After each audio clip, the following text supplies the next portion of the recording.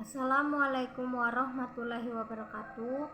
Perkenalkan, nama saya Desi Puspitasari, NIM 2020161042 dari kelas 4B, Prodi Pendidikan Seni Pertunjukan, mata kuliah Kepramukaan, dosen pengampu Dr. Haji Hendra Wijaya, Sarjana Agama Magister Pendidikan Islam. Baiklah, di sini saya akan menjelaskan yang pertama, sejarah kepramukaan dunia dan di Indonesia. Sejarah kepramukaan dunia dan di Indonesia. Sejarah pramuka di dunia pertama kali dimulai saat Baden-Powell menuliskan pengalamannya dalam buku Scouting for Boys pada tahun 1908. Buku tersebut dibuat untuk panduan acara perkemahan yang dirintisnya pada tahun itu. Buku ini sangat laris bahkan di luar negeri, sehingga mulai muncullah organisasi-organisasi pramuka yang ditunjukkan kepada anak laki-laki saja. Pada tahun 1912, Baden-Powell bersama adik perempuannya Agnes mendirikan organisasi pramuka untuk wanita bernama Girl Guides. Pada tahun 1916 mulai berdirinya organisasi pramuka untuk usia siaga yang dinamakan CUP atau Anak Serigala pada tahun 1918. Kemudian berdiri organisasi Rover Scout yang ditujukan untuk kelompok remaja berusia 17 tahun. Baden-Powell kembali mempublikasikan bukunya Rovering to Success pada tahun 1922 yang berbicara tentang seorang pemuda yang mendayung perahu sampannya menuju pantai kebahagiaan. Tepatnya pada tanggal 30 Juli sampai 8 Agustus 1920 di Olympic Hall, London, kegiatan Jambore dunia pertama kali diadakan dan diikuti sebanyak 800 peserta dari 34 negara.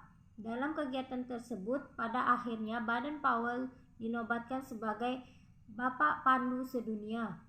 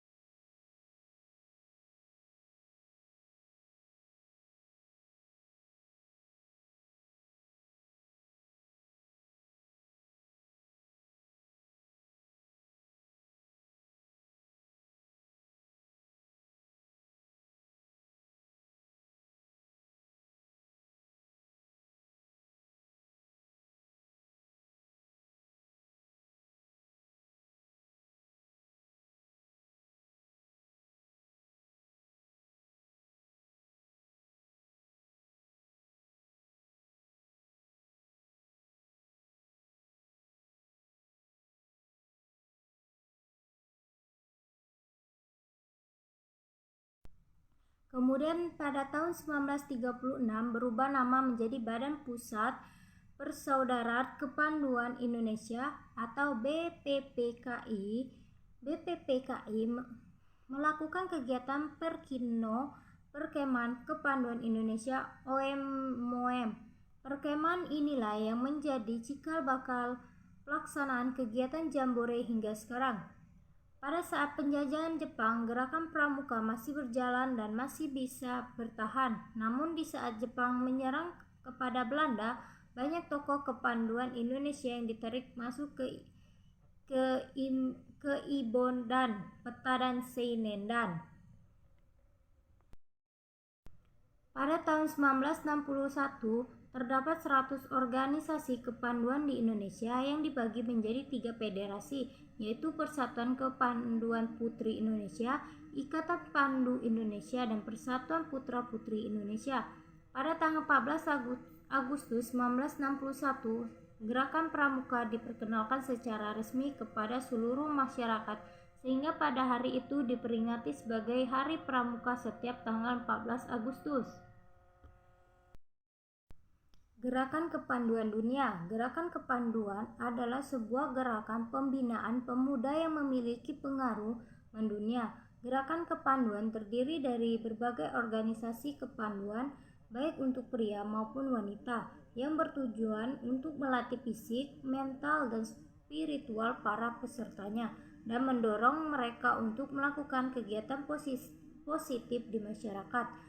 Tujuan ini dicapai melalui program latihan dan pendidikan non-formal kepramukaan yang mengutamakan aktivitas praktis di lapangan. Saat ini terdapat lebih dari 38 juta anggota kepanduan dari 217 negara dan teritori. Pendidikan kepramukaan. Pramuka telah menjadi jenis pendidikan yang tersistem dan terpola, serta dapat dipertanggungjawabkan. Sebagai sebuah pendidikan, kepramukaan memiliki aturan, sistem, tujuan, acuan, proses evaluasi, metode teknik, dan cara-cara yang praktis untuk dan oleh para pramuka pembina maupun pelatih.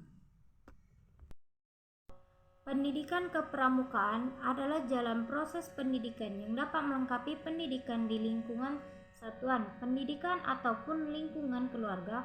Oleh karena itu, kepramukaan biasanya dikemas dalam bentuk kegiatan yang menarik, menyenangkan, sehat, teratur, terarah, serta praktis.